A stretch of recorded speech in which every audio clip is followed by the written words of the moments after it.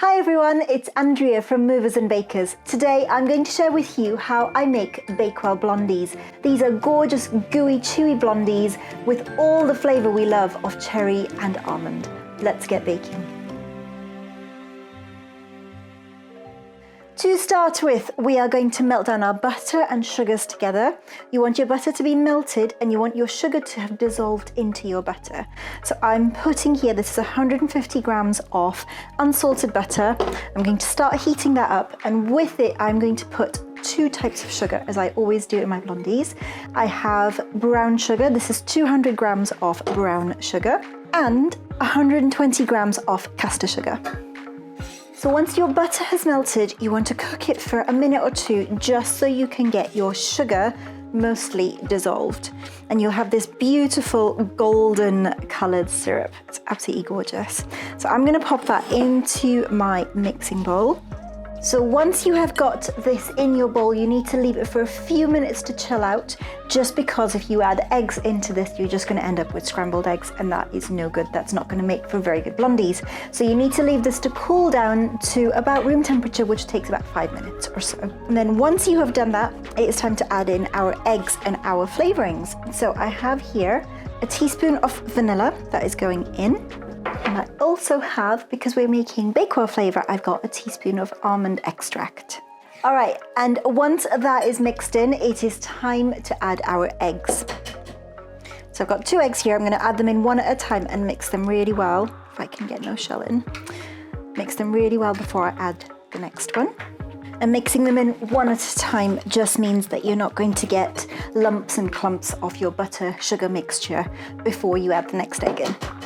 So just make sure your mixture is nice and smooth.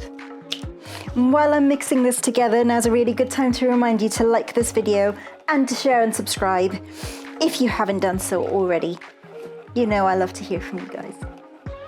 Right, that is all those ingredients really well mixed together. Now it's time for our next step. So next is my dry ingredient. I have a sieve here. Into my sieve, directly over my bowl, I'm going to pop in 160 grams of plain or all-purpose flour and 1 teaspoon of baking powder and a 1/4 teaspoon of salt. I'm gonna sieve all that in.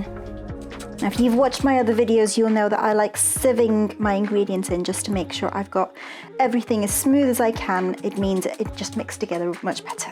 There we go. And my final ingredient for now is ground almonds. Obviously, we're going to put ground almonds in as well to give us that really lovely texture that you get from ground almonds. It's a bit more bitty. I really like that. But also, because we're making a Bakewell, it has almond and cherry flavours in. So that's why I wanted to substitute some of my flour with some ground almonds. So I'm going to just pop that straight in.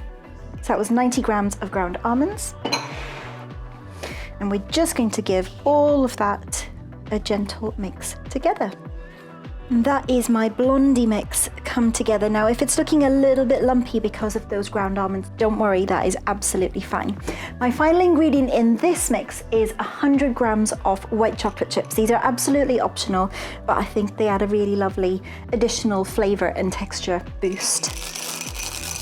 So I'm just going to pop them all in and give them a quick stir through.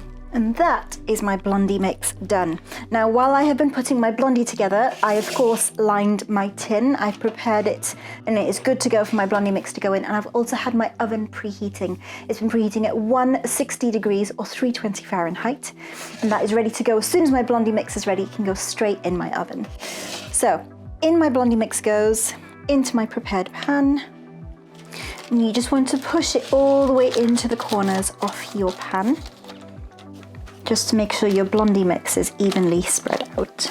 And once you have got your blondie mix in there, it is time to put some of our cherry jam in. Now, I am using this particular one because I really like the way, let me show you, I really like the way there are actual beautiful chunks of cherry in this jam. I just think that makes, when you get a bite of the cherry in your blondie, it's really, really lovely. So I'm just putting little spoonfuls of this all over the top of my blondie. And once you're done with dolloping it, we're going to use a skewer and just swirl it around and just get it right into the blondie.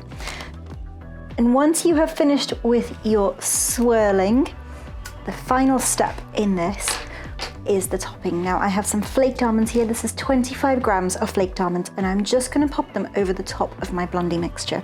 And once I've got all my almonds on top, I just like to make sure that they are all flat and they're not sticking up, just so they don't burn while it's baking. And then this is going to go into my preheated oven for about 40 to 50 minutes. Check it at about 40. You want the edges to be firm and the middle to be ever so slightly wobbly before you take it out. And I will see you on the other side with baked blondies.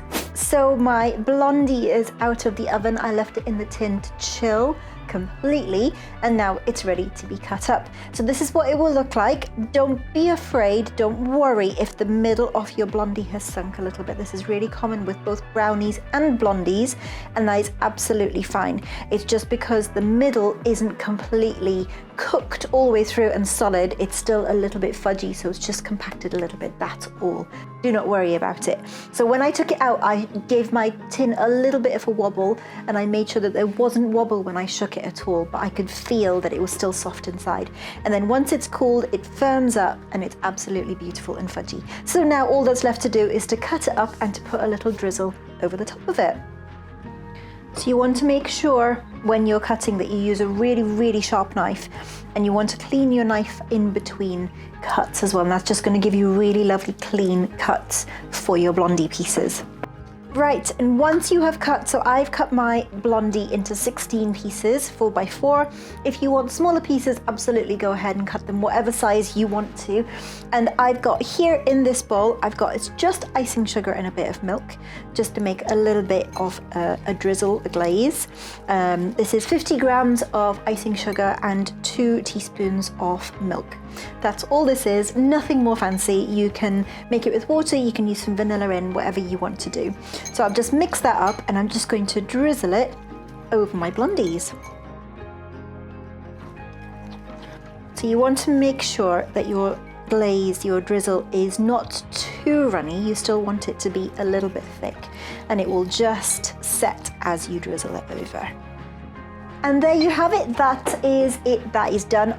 As I said before, that last drizzle was absolutely optional. You don't have to do it at all, and they are ready to be enjoyed. So if I pick one up and show you, you will have a lovely crust on the outside, nice and crunchy. Some people like those edge pieces because they're extra crunchy, and the middle of it will be lovely and soft and chewy and beautiful. All the flavors of Cherry Bakewell in a blondie.